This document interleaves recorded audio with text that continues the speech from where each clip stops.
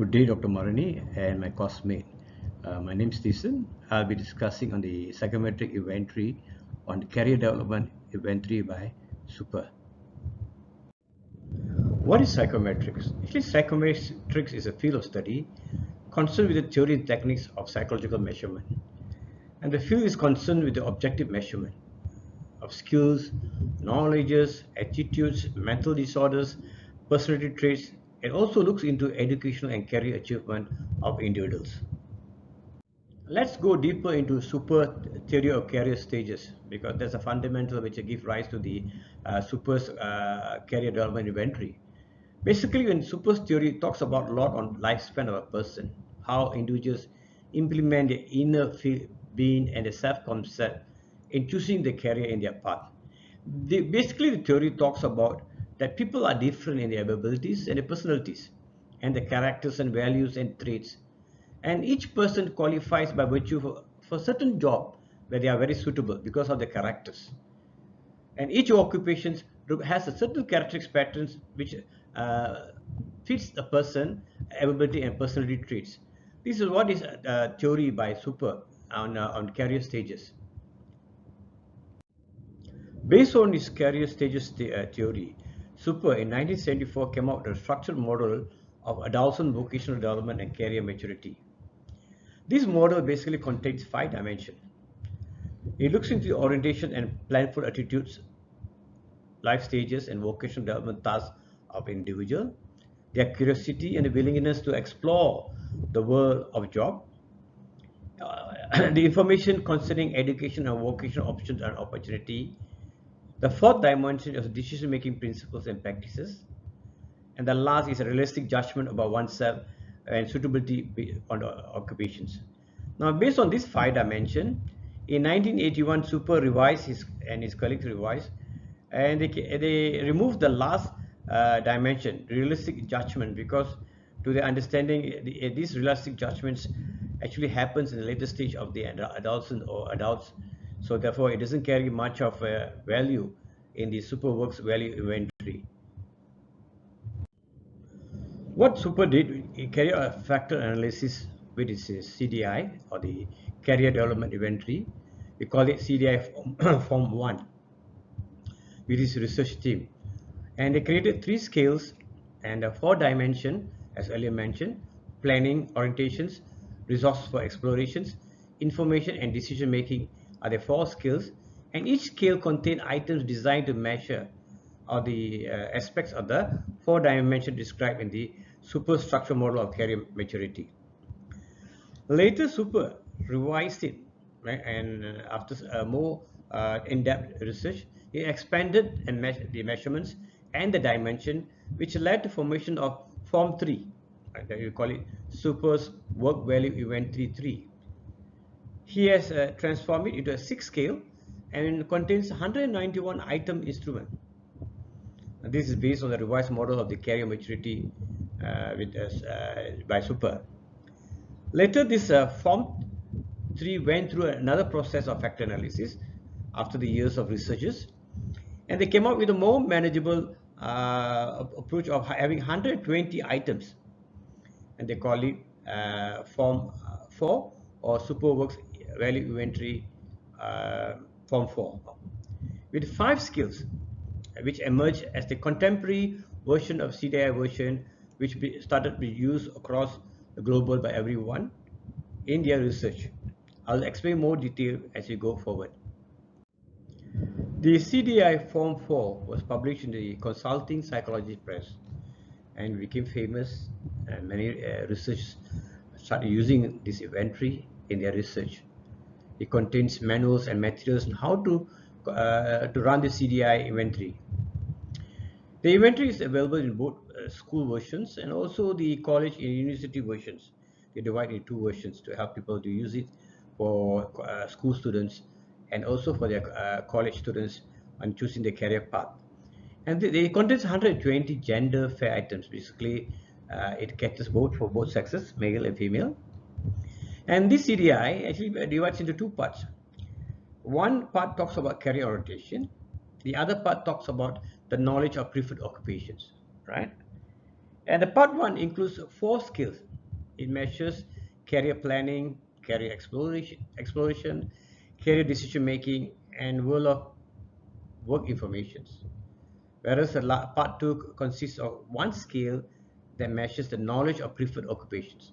Basically, what they want to be, what profession they would like to choose is basically in the part 2 of the, which contains one scale. Computers are used to measure the scores for each of these 5 skills.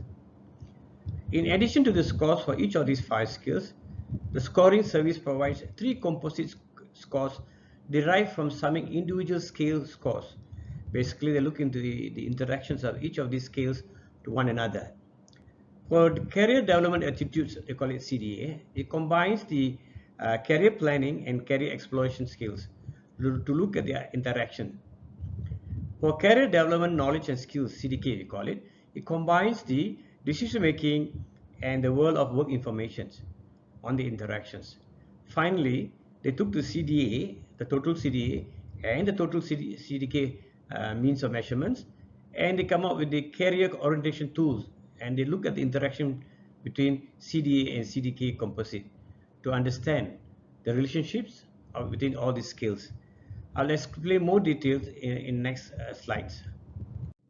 To summarize and to make better understanding, I put this in a kind of table form so everybody understands.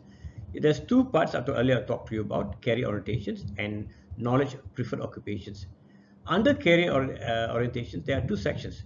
One scale measures the attitude, the other measures the cognitive process. Now, under the attitude, we have 2 skills: career planning and career explorations. And under the cognitive skills, there are career decision making and world of work informations.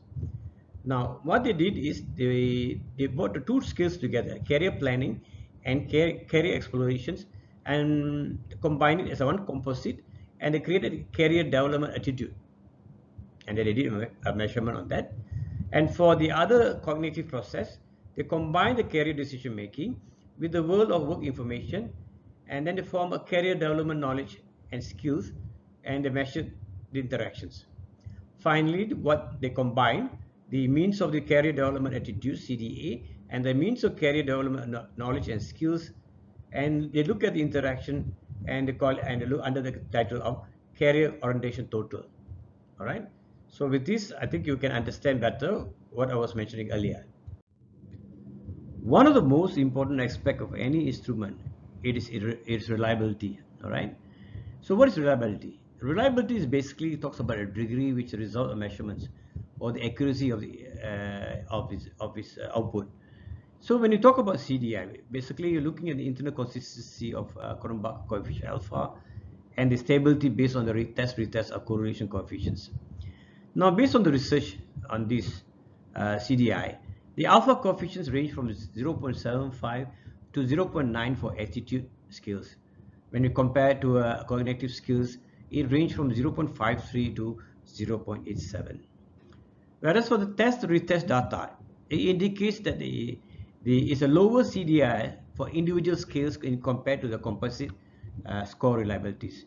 If we look at the individual scale for career planning, was 0.79, whereas for career exploration, it was 0.73, decision making was 0.70, and for the world of work information is 0.67, a bit lower, and compared to the last one. And whereas when you compare with the higher composite score reliabilities, on the CDA it was 0.83, CDK was 0.83, and COT was 0.84. I will explain more detail in the table form so you'll understand what I'm trying to say. When Super and his colleagues noted that the CDA CDK skills have higher reliables of more than 0.75, even the COT alphas are at 0.85 and higher among the secondary schools. Now, with this data, furthermore with burst research on the medium CDI form, which is ranging from 0.78 to 0.89, gives sufficient support to say that the reliability of the CDI for the CDI is sufficient. All right. Now let's look, when I put this in the table form for you to understand. If you look at this table form earlier, I think I've shown this table. Career orientations as attitude and cognitive. All right, and based on that, they have four skills: career planning and career explorations, whereas cognitive has career decision making and world of work information, followed by the skills which have been combined together and becomes career development attitudes under attitude. For cognitive, career development knowledge and skills. All right. Finally, these two are compared and they call as a total career orientation.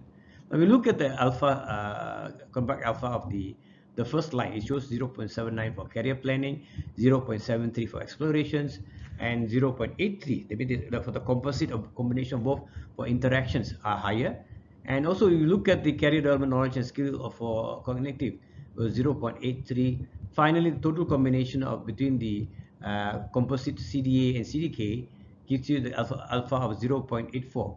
So based on this, it's concluded that the CDI is reliability has a very good reliability and it's acceptable. All right. Now moving on. Next most important element in any instrument will be the construct validity. What is construct validity? Construct validity is the way the construct measures and behaves inconsistent with the theoretical hypothesis. It also represents the measurements, the scores of the measurements of instrument of the theoretical construct. Now, based on the statistical analysis of this construct by using correlation and factor analysis of the CDI, that clearly shows that the two attitudinal and two cognitive factors correlate more highly within each other rather than across attitude and cognitive factors. For example, career planning and career explorations correlate very highly in comparison with career planning and world of work information. I mean, these are totally different factors. So, moreover, factor analysis of the correlation matrix should produce two factors, one corresponding to attitude career and the other one corresponding to the cognitive career. This is why we call it a factor analysis. To further measure on the construct validity and verify, Kuhlman, Harrison, and Nelly did a research and examined the discriminant validity between attitude and cognitive skills. And the result obtained is a correlation of coefficient of 0.2 between attitude and cognitive skills. It clearly says that each of the skill measures separate construct. They are not convergent but rather discriminant. Further, another research done by Watt in 1982 to compare the intercorrelations of the attitude and cognitive skills of CDI. It shows that attitude skills correlate highly to each other rather than any of the cognitive skills. And this evidence actually support the CDI's construct validity. Next validity we are looking into is the concurrent validity. It's defined as the extent which the result of measure correlate with the result of established measures, the same or related underlying construct within a similar time frame. Basically, it talks about if we keep on doing the same, using the same instrument, it should deliver the same results during the same time frame. All right. So the data done during 1984 and reviewed and clearly supports that the concurrent validity of the CDI is